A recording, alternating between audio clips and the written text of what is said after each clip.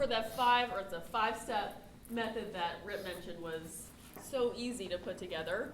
All the op-ins already know this too. They already know it. Yes. Yeah, the 5-step teaching progression is what we're going to go over. It's a really, really excellent teaching progression because it's super simple, and what's amazing about it is that it works for everybody. Like this is the type of list that should come out in like BuzzFeed articles, not like 5 ways to convince yourself you're still a virgin or whatever you publish. 5 steps to do a perfect deadlift.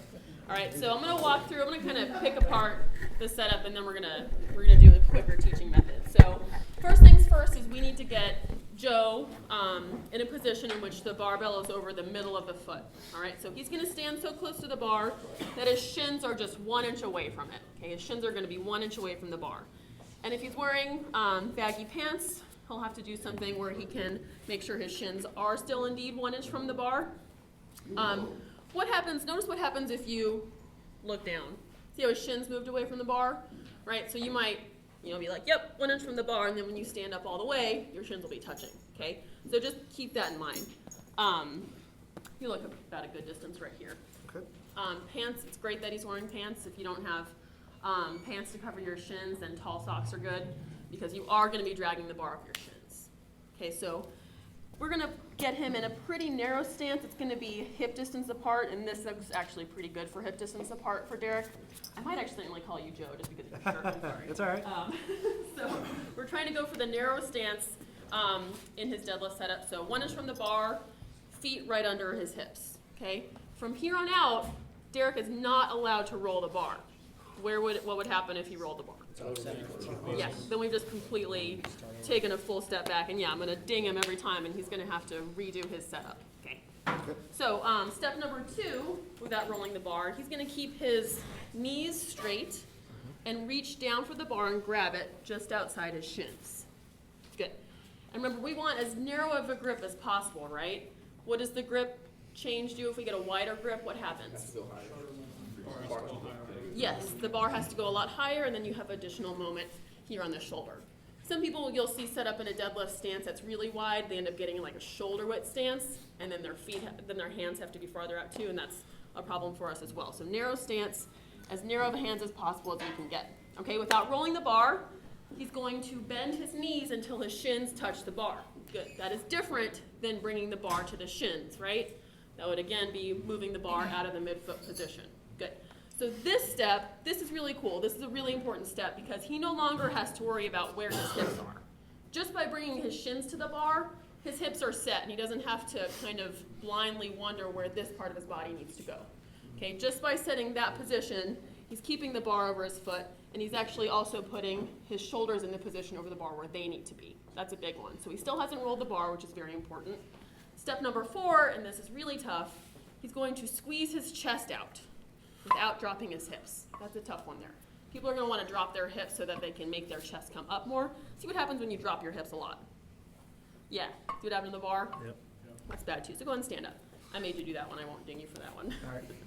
So careful with that, and that's a really tough one, especially maybe with like a bigger person or someone who just isn't very strong yet. When they try to stick their chest out, their butt's going to drop and the bar's going to go that way. All right, so you're not rolling the bar with your shins. Let's walk through it again. Step number 1 is hands to the bar. Or that's a lie. Step number 1 is stance. Step number 2 is hands to the bar. Step number 3 is shins to the bar.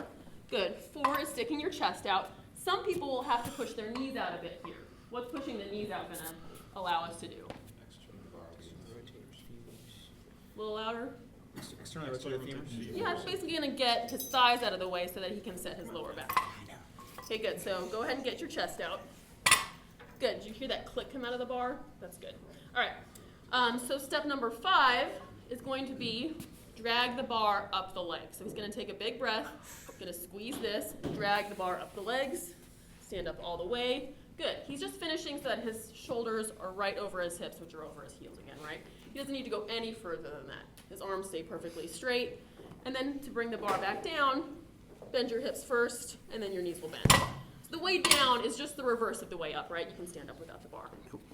And if you if you do that really well, if you set the bar down properly, it's gonna be in the exact same spot that you want it to be for your next rep, right? If you bend your knees first, what's gonna happen there? Yeah, you're gonna have to chase the bar. A lot of people will just continue to pick it up, and then by the end of the set, it's 5 inches away from the midfoot. Okay, so you have to get yourself back into your start position. So some stuff that we'll sometimes see in the deadlift setup or through the deadlift process would be bending of the elbows when it's really light. Obviously that can't happen when it's heavier, right? And if it's still happening, then the weight is probably still too light. Also, that can be bad news for your biceps. Some people finish with a little bit of a shrug at the top, also not necessary. We're trying to keep your shoulder as close to your hips, right? We want to keep this segment as short and as efficient as possible, okay? So let's do another walkthrough of this whole setup position. So step number 1, approach the bar so your shins are 1 inch away from it. Okay, just double check that, like that. There you go, good, okay. See how his toe angles turned out slightly? That's good, all right. Step number 2, with your knees straight, be careful not to, bend your knees and grab for the bar at the same time, because you'll lose some tension where it needs to be there, and you'll probably roll the bar. So legs are straight while you reach down for it. Then you bring your shins to the bar. Don't rush me here. Oh, sorry. Go back over. Start over again. All right. All right. Step number 1, stance. Shins 1 inch from the bar. Good. With your knees straight, bring your hands to the bar. He's going to do a double overhand now. No hook grip yet. Good. And then bring your shins to the bar. Good. Push your knees out. And then step number 4 is chest up. Good. His weight is still nice and over the middle of his foot right here. Good. Big breath. And on number 5, he's going to drag it up his shins. Good. And set it down. Great. So when do you exhale in a deadlift? Right. Right. You don't celebrate at the top and exhale. Why is that? Why do you not want to exhale at the top of your rep? Air and tension, I heard those words. Because you're still under a lot of compression here at the top, right? A ton of it.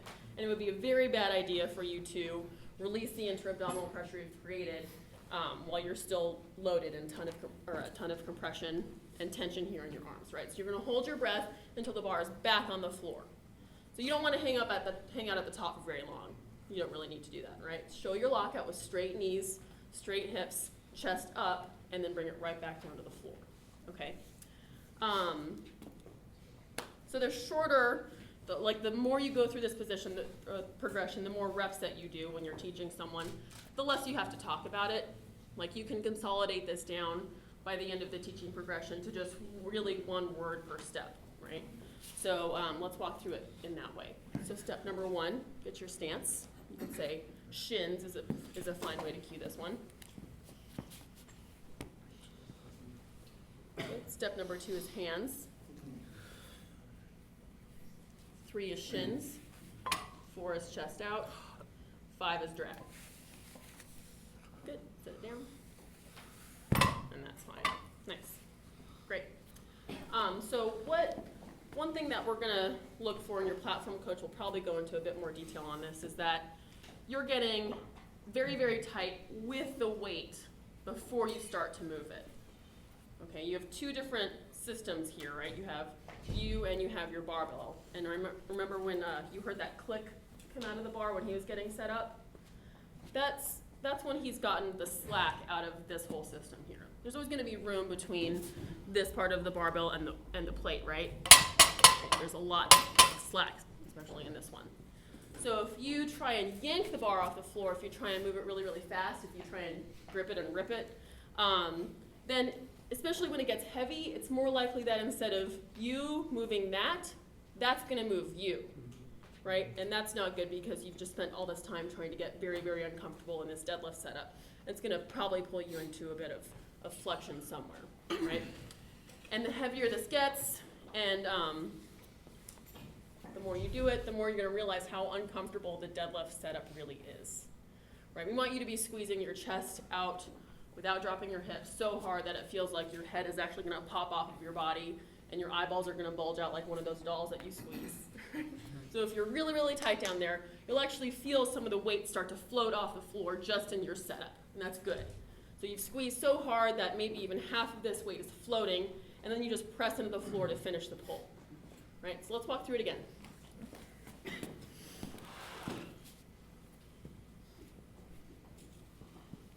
So we'll go stance, hands, shins, chest, drag. Good, and down. Nice. That's fine. So he doesn't need to do any sort of magical arm flailing before he gets on the bar, right? I think a lot of people do like this kind of stuff to set their lats, but that's not really going to mean anything until you're actually, just like folding laundry, right? It's not really going to mean much until you're actually down on the bar and trying to pull your chest out. Okay. Now, chest out is different than shoulder blades together. What's the problem with pulling your shoulder blades together with retracting your scapula? Yeah, like that's not how your scapula is meant to transfer force like that. It's immediately going to be overwhelmed by the weight, and you're gonna round forward anyway. It's actually more about trying to get your shoulder this way, right, down and closer to your hips, right, so that your lats can get very, very tight. For the first set of 5 that you're going to do with your lifter, you're going to have your lifter reset every single time. They're going to step away from the bar, and you're going to walk them through the 5-step progression every time. Why do you think that's important? Consistency. What's that? Practicing the setup. Yeah, practicing the setup. We need you to know and remember where the bar is when it's over your midfoot and what it feels like when your hips are there. Okay? Remember, it's when you bring your shins to the bar that your hips are set. You don't want to spend time trying to figure out where your butt should be because you'll probably be wrong. Okay, so let your shins dictate that. So for your first set of 5, you'll set the bar down, take a step back, and reapproach the bar every single rep. Okay? For your next set of 5, you won't have to do that. Unless something happens where the bar is very far away, you need to fix it. You need to get it back over the midfoot. Okay? But if they can set it down, and it's in the proper spot every single time, they can carry on. That's different than touch and go reps though, right? What are touch and go reps? Bouncing deadlift. Yeah, you don't actually release tension. If it's a real bouncy, the weight will actually rebound off the floor. What's the problem with that among many? You get nothing out of it. You can lose your back. You You're actually, yeah, you can cheat the rep. Like the bar is actually floating for a bit just from the bounce, so you're making it lighter at the bottom. It's called deadlift because it starts from a dead stop, right? So you have to make sure it starts from a dead stop every time, and you have to reset your back every time. It'd be good if you all started with just a regular double overhand grip. Throughout your warm-up, you may switch to a hook grip, and then if you need to, like Rip was talking about, you'll switch to a mixed grip, okay? Again, if you go mixed grip, we're gonna watch for the weight swinging out on the supinated side. You might have to try a little harder to keep that side in closer. Will it be anybody's first time trying hook grip today? Wow, really? You lying? Everyone's done hook grip in this room. Tried it. Yeah. Try it a bit. There you go, all right. I thoroughly enjoyed it. Yeah, it's not exactly pleasant. You just get more used to it the more you do it. Just like any of the stuff that we try and do, you just kind of adapt. But I do suggest that whatever you're going to be doing for your work set, you do for your last warm-up. So if you're going to mix grip your work set, I suggest mix gripping your last warm-up set. Right? The belt will go on your last warm-up set, and it's very important that you get that on for your last warm-up because the belt will change your perception of when your lower back is set. Right? When you get your chest out, you start to feel the contact between your stomach and your thighs. And when you wear a belt, you're going to feel contact on your thighs sooner. So you might have this feedback that you've set your lower back. In fact, you have not. Okay, so when you get your belt set, you have to squeeze a little bit harder into your lumbar extension to make sure you have obtained it.